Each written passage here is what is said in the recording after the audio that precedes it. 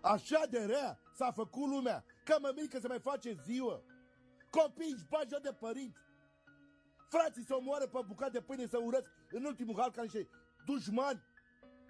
Se salute, se iubesc de sărbători. Vai ce frăție, vai ce omenie. Prietenii, care prieteni?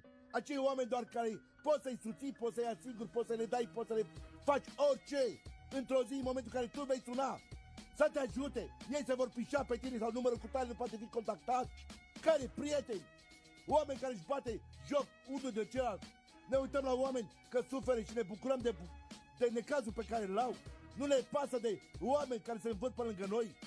Ne batem joc de noi, de sufletul nostru. Ne întâlnim, ne ducem și ne futem ca câini.